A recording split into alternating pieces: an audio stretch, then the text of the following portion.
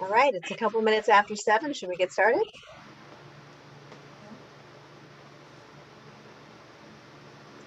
Welcome, everybody. Thanks so much for joining us for tonight's session. My name is Shari Getz. I work with Washington County Kids, and I just want to make a couple of quick announcements that after the session, you will receive an email that has an evaluation. It really helps us if you'll fill out the couple of questions that we're going to ask you. And we have a door prize tonight, thanks to Schmitza Pub and Grill in Hillsborough. And we'll do a drawing for that at the end of the session, and you must be present to win, so stay with us.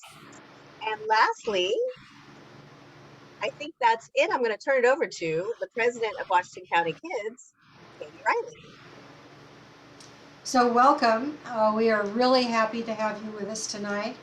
Washington County Kids is a 501c3 nonprofit, and we are attempting to raise awareness of the need for out-of-school time programs for kids from 0 through 18.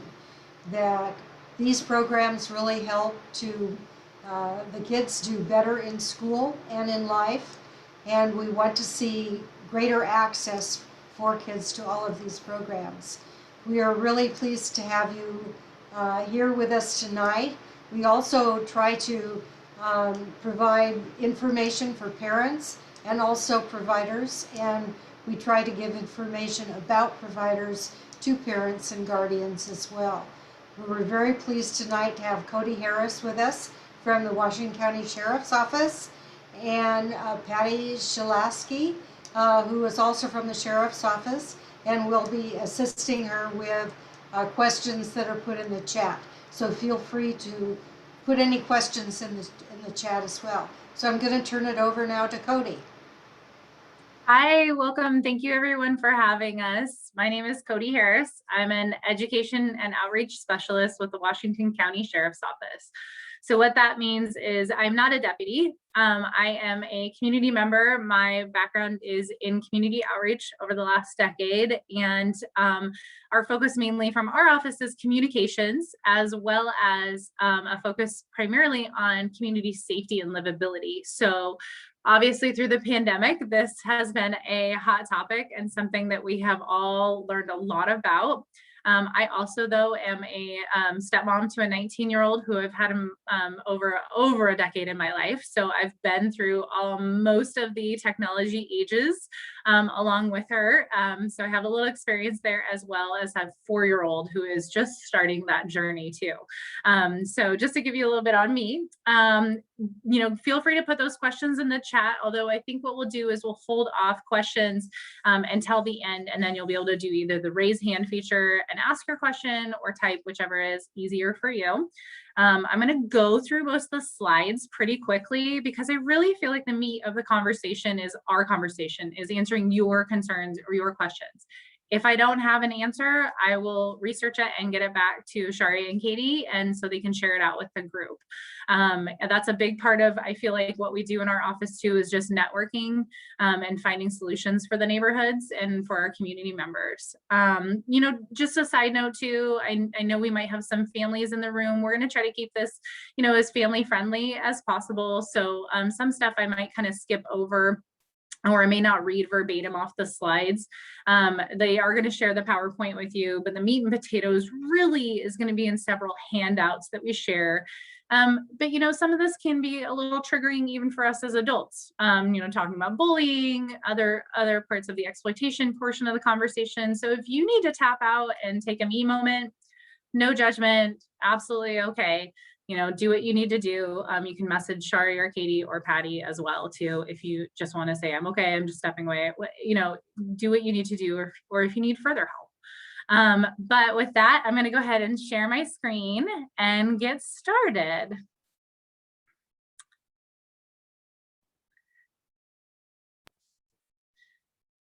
So.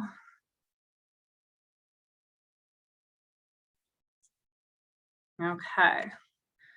So again, online risks this is what we kind of started out talking about, but really we've moved into more of the how can we share the discussion on prevention. A lot of the data and information I'm going to share on here with you guys today is mainly from 2019 because we're still acquiring data from the shifts of what happened in 2020.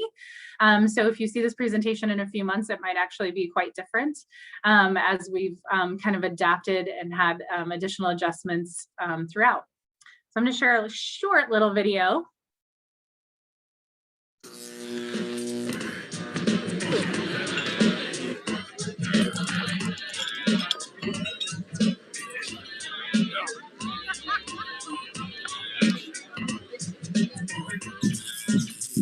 Yep. Hey, Kev, what's going on? In the digital world, kids can be anywhere. Know where they go. Visit www.knowwheretheygo.org to learn more. So isn't that the truth? There's pretty much every topic you can think of on the internet, right? So, you know, being a parent kind of varies with the age of the kid, right? We need to know where they're going, what they're doing.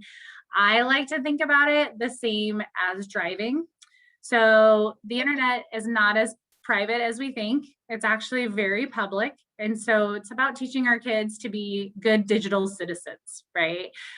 What are the steps? What are the milestones they get? Just like when you get your license, what are those milestones that we slowly introduce the child to, the student to, the young adult to, you know, in those different phases? And that may not look the same for every single kid, right? You may have 2 kids in your family or 2 kids in a classroom that are the same age, but one is going to be at a level that is ready for phone independence, and another one who's not even really showed the maturity yet to be able to give self boundaries and really self-regulate their ability to use internet wisely, right?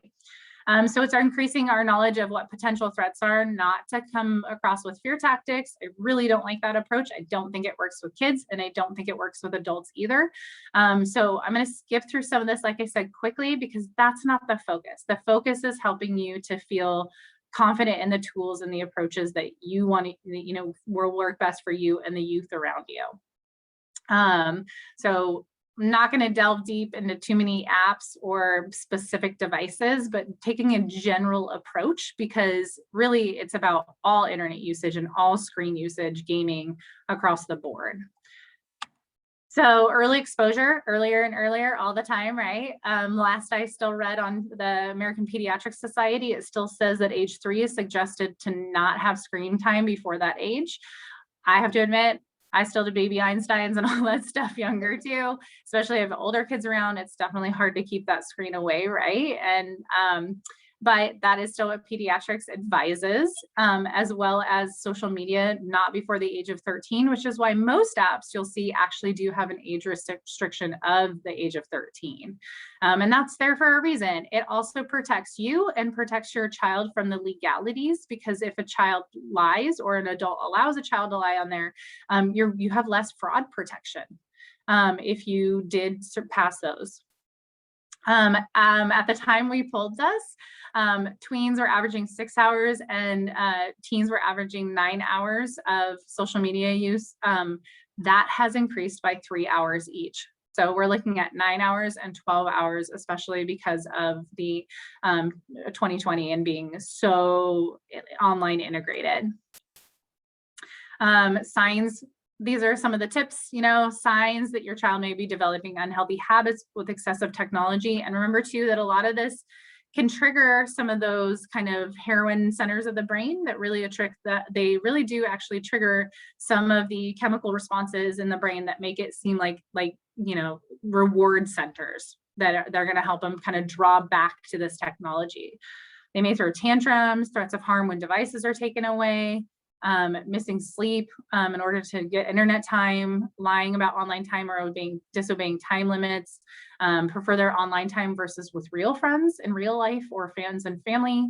They lose track of time online and may even fall behind in school. Cell phones are obviously a big distraction in our community, in our world now, whether it's, don't text and drive, walking across the max. I actually heard an example recently of somebody who got attacked by a dog because they were texting on their phone with headphones on and didn't hear a dog that had gotten loose in the neighborhood.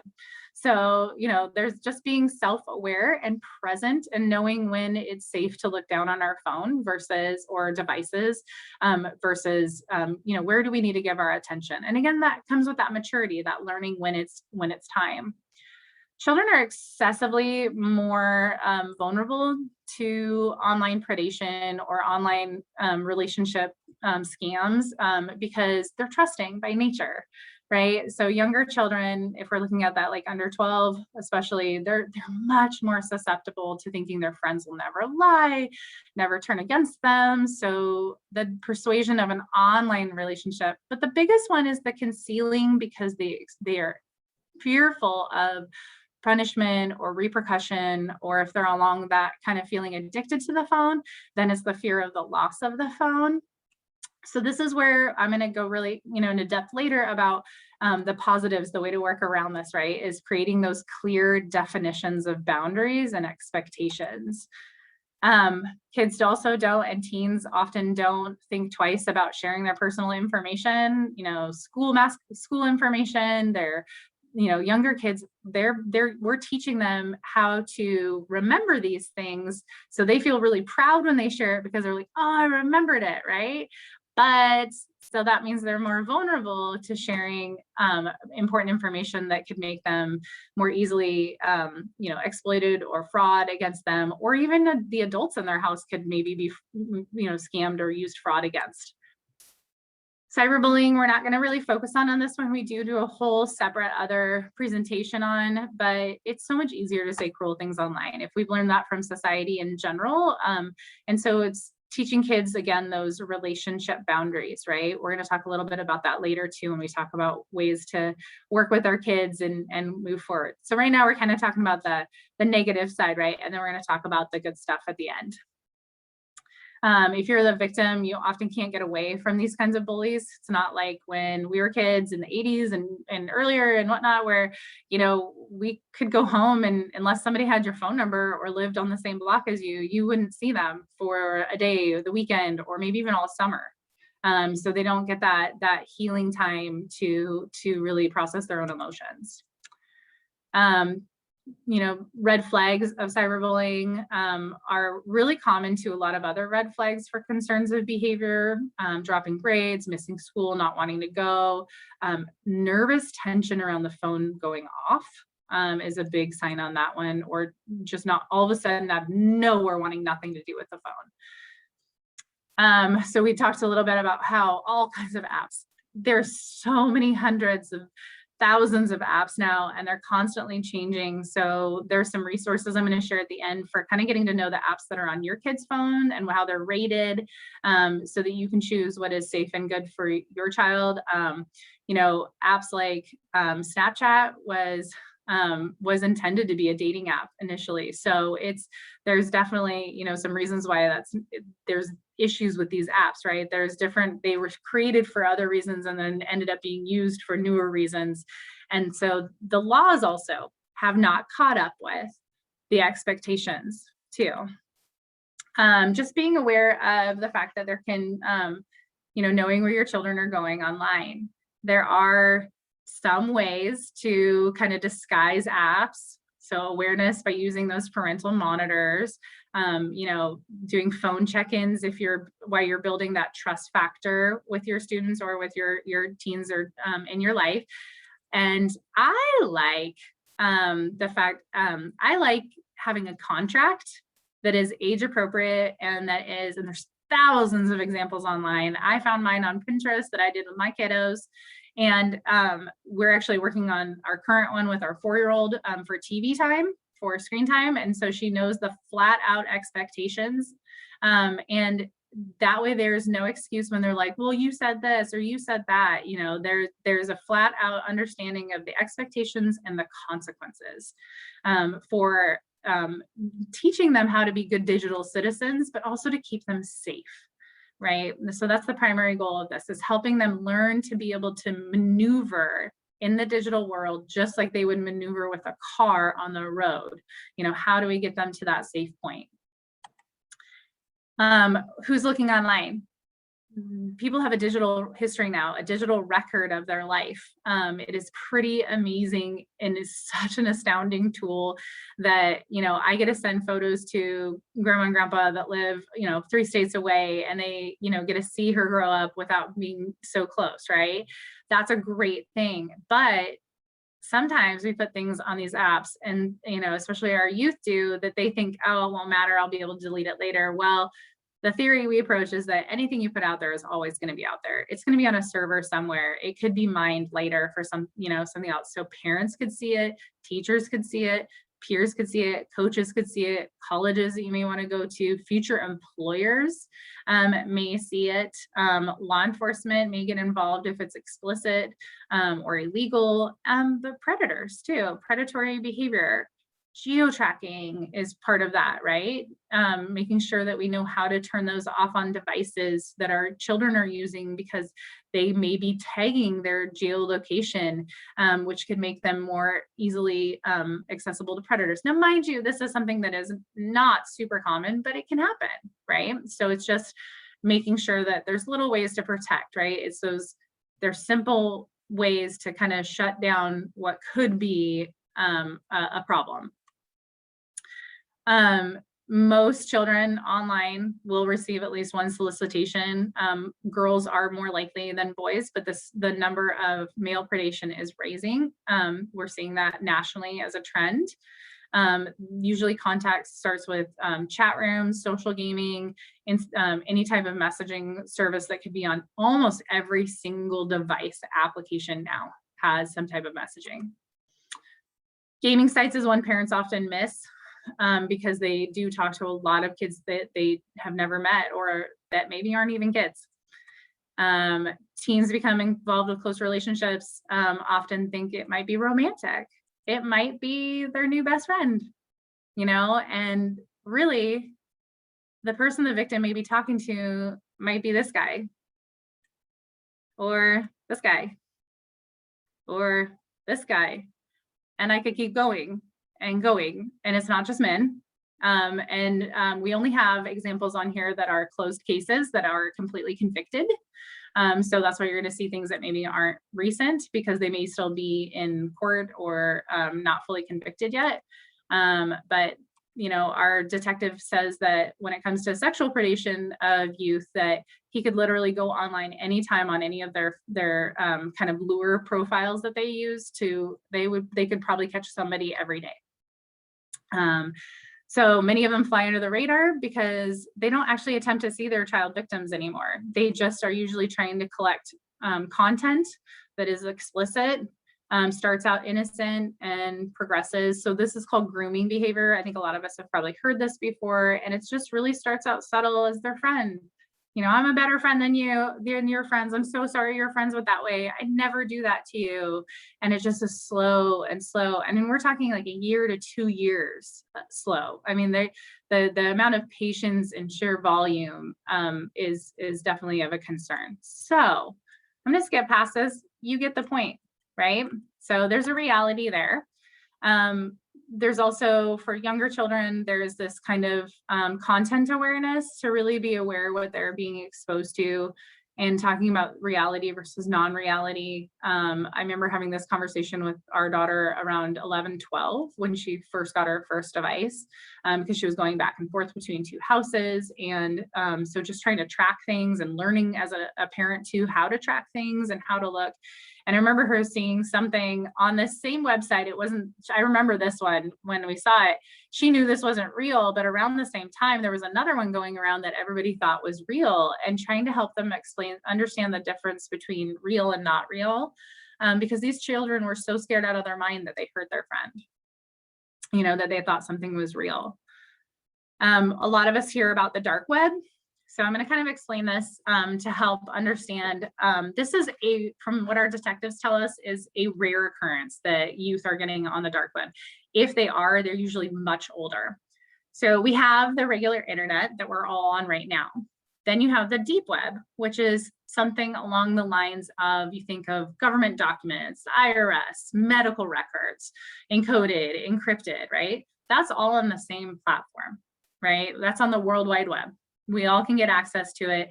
Yes, there's bad content on there. I would totally agree that there is explicit content on there as well. The laws have not caught up with the technology by far. So really, pushing legislation that helps protect our children, that creates better filters, better ways for us as parents to help limit the access. And also for seniors, we're finding this as well too. My father is much, he's much older gentleman, and he's got some memory stuff, but he's still online. He likes to listen to music.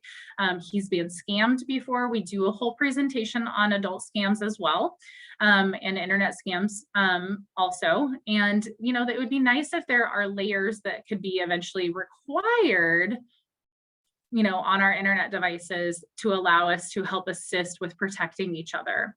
The dark web, you have to have a separate type of application that's called a Tor browser, and kids can look up online how to do it, right? And I'm not going to show you how to do it, but anyone can go right now and look how to do it. You also have to have different VPNs, which is the data systems messaging to be or coding in order to be able to get on it. But here's the thing, it's not easy. You're not just going to accidentally land in the dark web, right? But all these things like blind trading for drug access, fraud, gambling, prostitution, pornography, all that stuff is already on the regular internet. What's on here is just much worse. And so it is extremely rare, according to our detectives, that if you're paying attention to the youth around you, if you're paying attention to your child's device, if you're keeping track, if you are having those conversations, this is going to be incredibly rare to find this happening. It's not as common as social media may lead us to think, but it is something that is, some kids more explore because they just are intrigued, or they might on their friend's computer kind of a thing, but it is very less likely. I'm going to skip right past this, but basically, if you don't know what an abbreviation is, these are probably even outdated already. So it can change quickly, but Google search real quick. If you see something in your kids' chats that you don't know what it means, you can probably find an answer pretty quickly. So let's get to the good stuff, right? This is the good stuff. I'd already talked to you about, creating a contract. I love the contract idea. It really holds them accountable, but it means that you have to be held accountable for the limitations that you set and the consequences that you put down as well. But these positive adult relationships across the board, whether it's the family members, whether, an extended family and friends, having strong community ties. So like after school programs, having mentors, exactly what Washington County Kids does, and supports those things, not only protect our children from this type of misbehavior on their end and predation on the other end, but it also helps protect against all the other things we try to protect our kids against, whether it's drugs and alcohol or, any of the other concerns that we really have for their well-being. Having a strong community network really helps to help support these things from going down a path that's too far. Those clear rules of conduct, but paths for help and the confidence of knowing that, like, if they're being bullied, if they've been maybe, this is the same for if it's in person, right? Those conversations. So where are opportunities that we can have conversations? I'm gonna ask you this question in a couple of minutes again, so think about it. My favorite with my stepdaughter was always driving to and from school.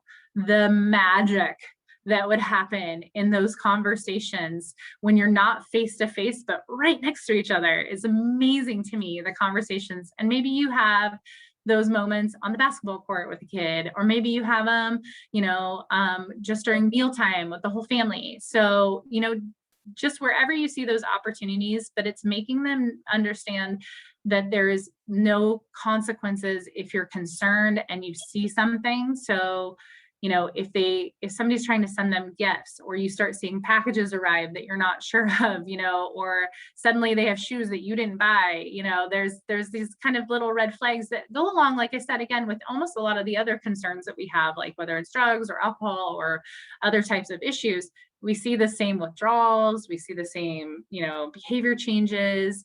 But those small little things, I'm going to move one of my other notes over here so I can really make sure I say it right. So, making sure they understand never to meet in person. If they start talking to somebody regularly, depending on the age too, right? Like, so small children shouldn't be talking to people they don't know. So like we worked on a list that were approved phone numbers, and only any additional phone numbers that could be added or emails, had to go through mom and dad's approval. Anybody who could see their social media had to go through a parent's approval. So trying to figure out what works best for you and your kids. I know that sounds kind of vague in some ways, but really it can be so different based on each kid.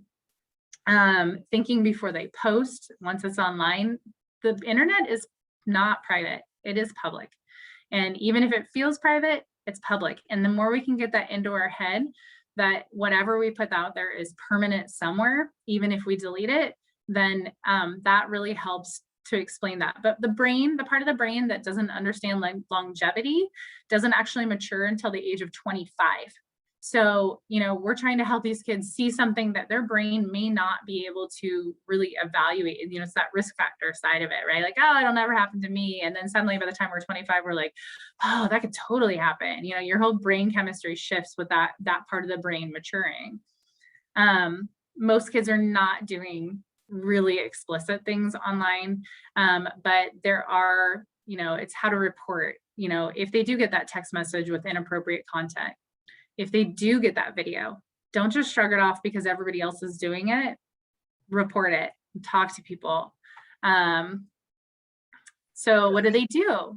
Oh yeah. Cody, I just wanted to mention Rachel made a comment that I thought was important to remember, that the internet can read our interests and preferences, which will allow it to push more of those unhealthy ads to people and kids. That is absolutely true. And ad fraud for youth is pervasive right now. This is something newer that we're trying to really understand.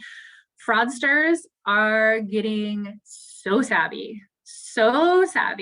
and so slow and so patient about how they do this. But there is false ads that start to get targeted towards teens on a more regular basis now, all the time, teens and youth.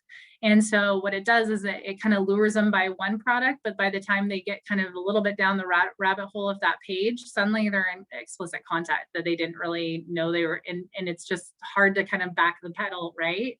So thank you for sharing that comment. So it's building those trusting relationships with a trusting adult in their life.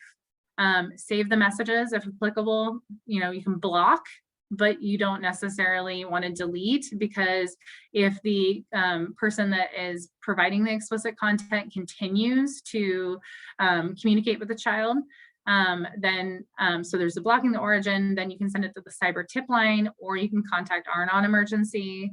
There's also Safe Oregon for reporting a tip for any type of behavior. I mean, this is like any type of, any behavior. So Safe Oregon started out of a gun safety issue, but they actually will work on any safety issue now. So whether it's drugs, alcohol, internet, bullying, you name it. So that's another great resource that teens especially we find like, because it has multiple access points, whether it's text, whether it's video chat, whether it's anonymous messaging, that they can do different ways to contact.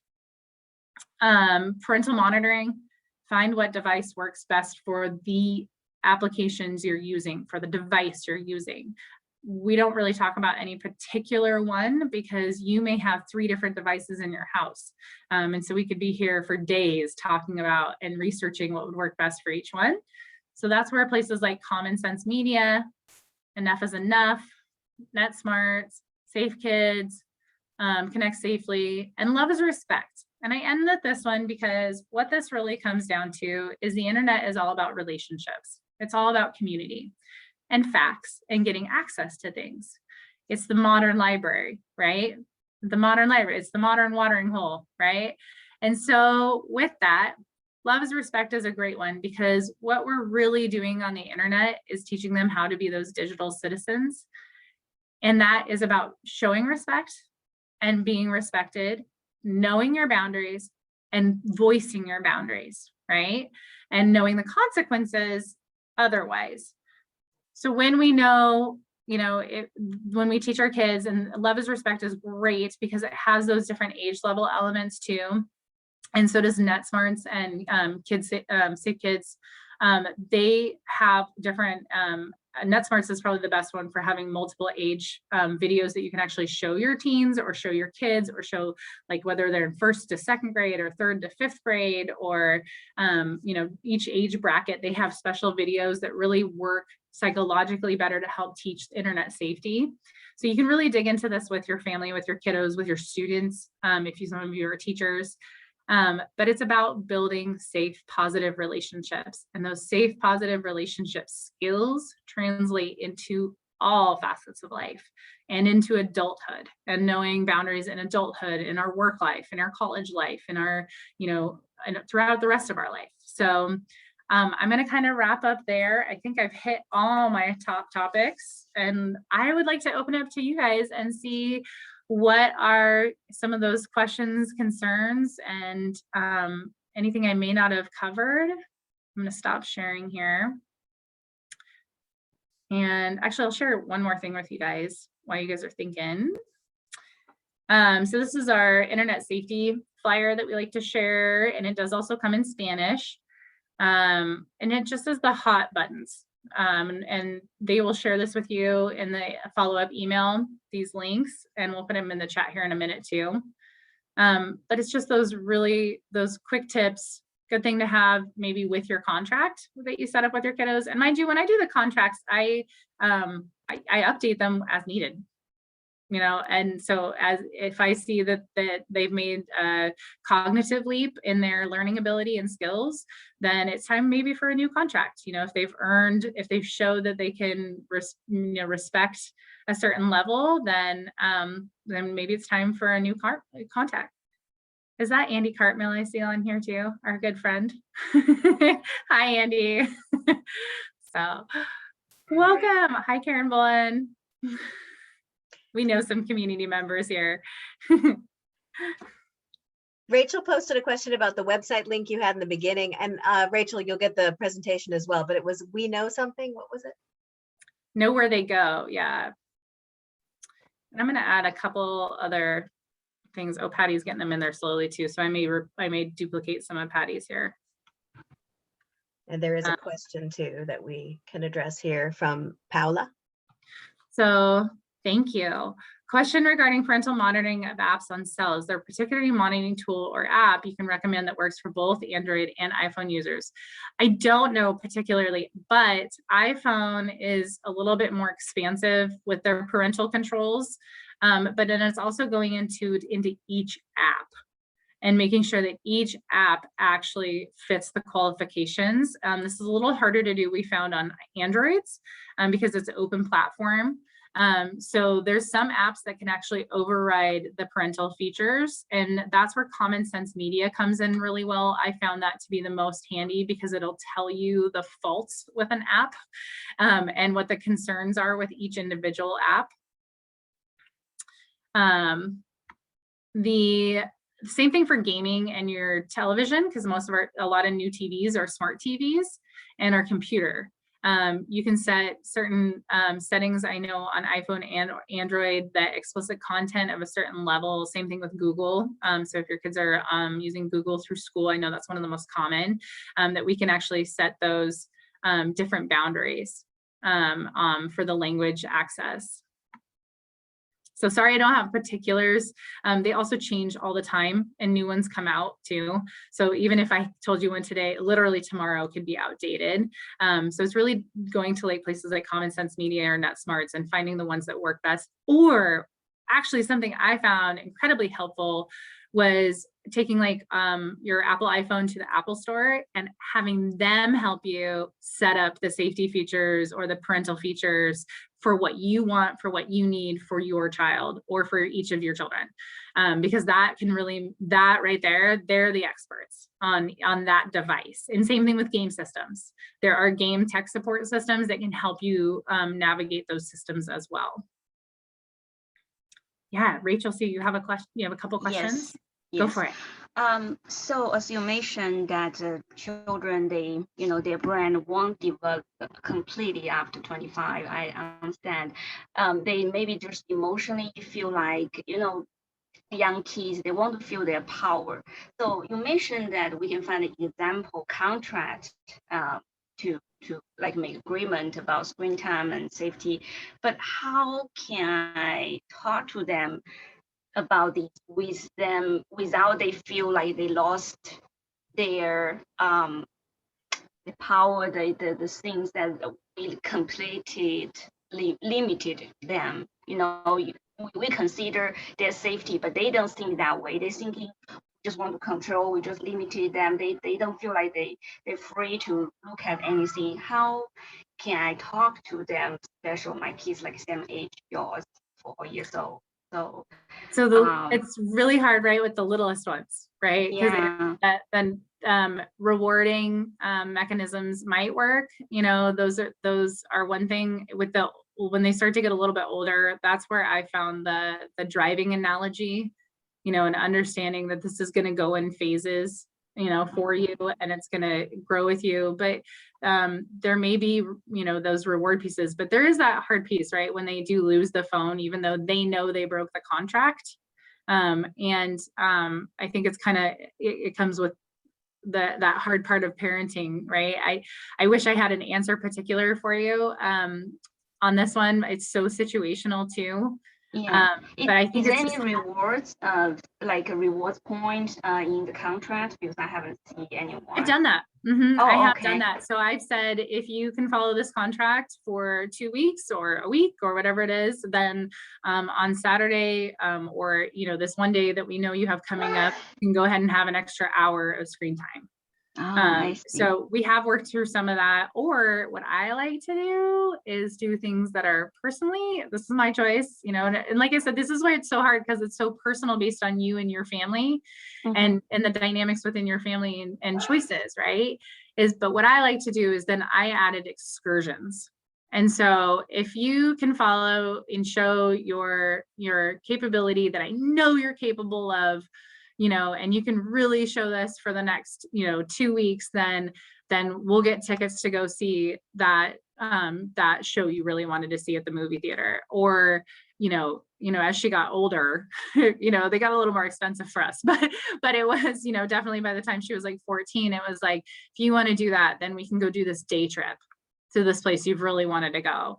And I tried to find ways that would really entice her to see that, the outcomes. But again, a lot of it is just dialoguing. It's conversation. It's being brave as adults to have the conversations in the first place about, the risks of the behavior, but also building those positive, respectful relationships in general. And it may almost be worth more focusing on that piece of it, but it is really age particular. And NetSmartz would be probably the one I would suggest for you to delve more deeply into, because they do have a lot of information on that website that is age particular for parents.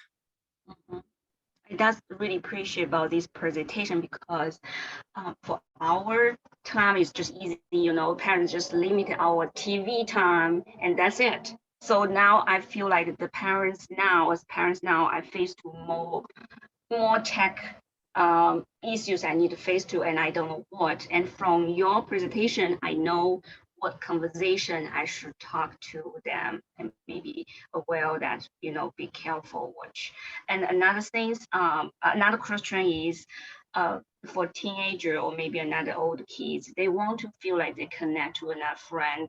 Maybe the friend would play like violent game, the shooting game. I don't know, this unhealthy or any game I don't know that could have concern, and the friend want to play, and now I say, oh, my friend anymore. How how I can help the kids to make them feel like they don't lose friend, but they know this is not right too.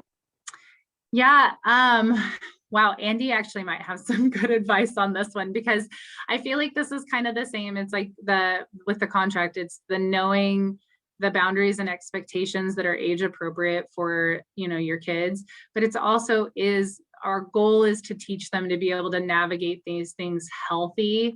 So they're more than likely going to be exposed, let's be honest, right? With their friends' devices. Maybe they have a friend whose parents don't have any control, don't pay any attention to what games they're playing or what they're seeing on the internet.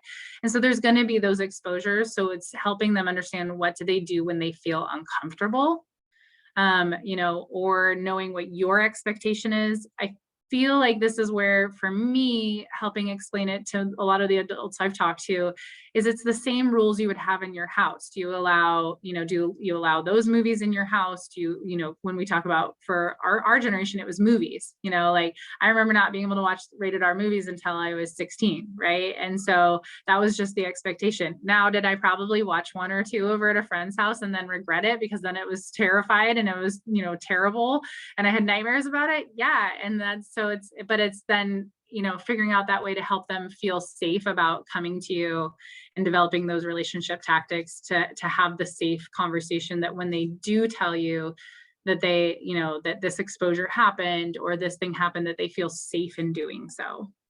Yes, I know this is hard to answer because I have so many concerns, and I think from what I heard is like we need to build a good relationship with them so they can feel safe and back to us and talk about us, about those and to us. So yeah, I will try my best, and thank you. Yeah, no, thank you. And I agree. That's the hard part, right? It's the how do we do that part? And I'll be totally honest, like I was the internet person for our family, and we have 4 parents for our oldest, right? Two separate families. And she did not like me for this for a lot of the time, but it was hard, but I know I was keeping her safe. And so it's really finding that conversation. She may be mad at me one night, but I know, a few months later, she'd be honest about it. Like, I know, like I was pushing it. And so you may not get those positive affirmations for, until they're 25, but it is one of those things, if you know that you're holding, that safe boundary for them, or at least having the dialogue about the boundary, that sometimes can really help. Yeah. Any other questions or things I can try to find answers for you too? I really do feel like it is the relationship side of it, though. It's having the support mechanisms, knowing that they have somewhere safe to go, and knowing that this is, internet is pervasive in our lives. Having access to digital conversations and digital relationships is new normal. Youth view it very differently than we do as adults. It's a very different dynamic. I know when we switched over to Zoom, a lot of the younger folks I'd worked with in outreach work that were just coming out of college were like, you guys haven't been doing this yet? Like, this is normal, like Zoom is normal. And so a lot of us had a learning curve, just because technology moves so quickly and builds inherently with each younger generation. So.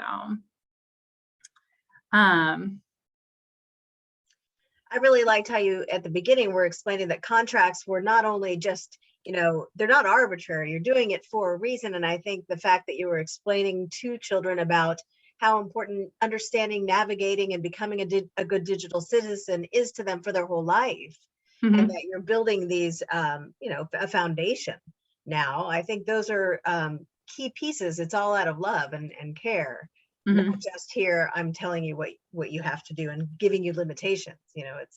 There's a reason for all of that. So, and we obviously kind of know too that when it's okay to sit down with your kids with the computer and do stuff with them. And it's like some of us are exhausted at the end of the day. I know I've had, especially this year, days where I just did not want to get back on a screen.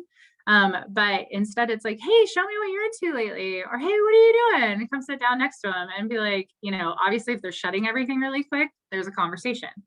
If they're leaving it open and dialoguing with you without hesitation, then things are probably pretty, there's those signals that we know as parents, right, that we can identify with each of our kids. So it's just being aware, having the conversations, partaking in the conversation. And it sounds like now it sounded like I'm having like either a sex ed or or a drug awareness conversation, but really it's those same dialoguing. It's coming back to that every time, and then knowing when to report and how to report, and that it's okay to report, and that I can tell you if things go to an elevated level, if you're a teacher on here and you're an elevated, it goes to an elevated level, then our detectives are incredibly sensitive with how they deal with these cases and are very knowledgeable and have so many resources available when those reports come in. So there's a large network here in our county. We're very lucky to have a lot of services and a lot of people that are there to help.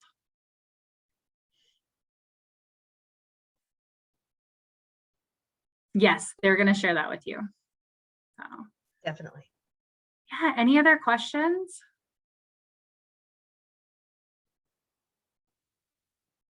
Oh, thank all of you. I appreciate it.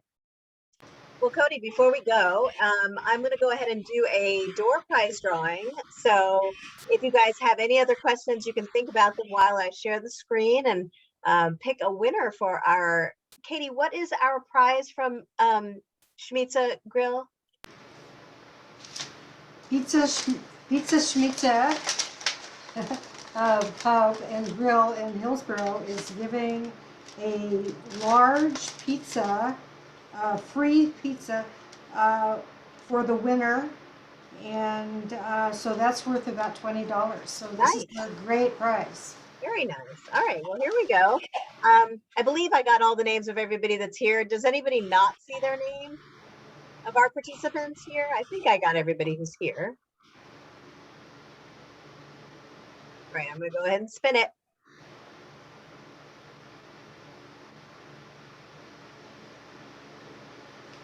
Yay! All right. Sonia is the winner. Congratulations, Sonia.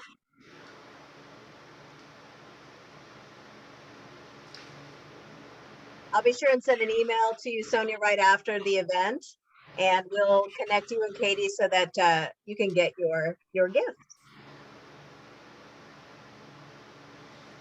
So I just wanted to share too, I think I said this in the beginning, I'll put my information back in the chat. I service pretty much everywhere in the county, south of 26. And then I have a colleague that works with north of 26.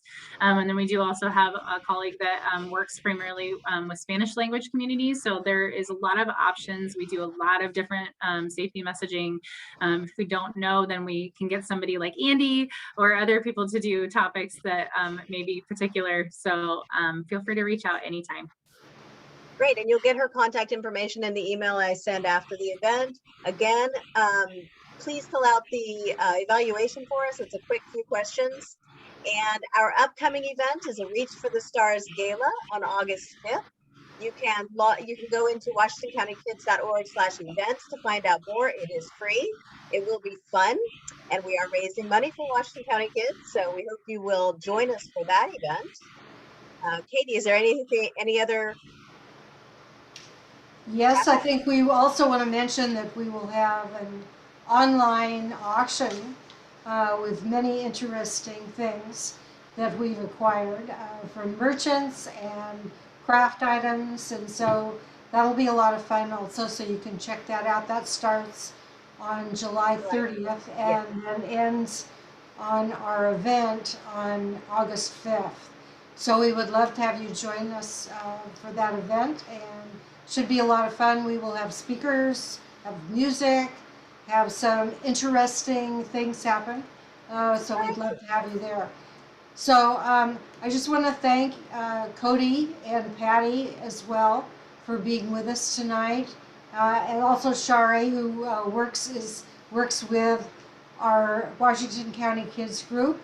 But we want to also thank everyone who attended and participated. A lot of familiar faces. We enjoy having you with us.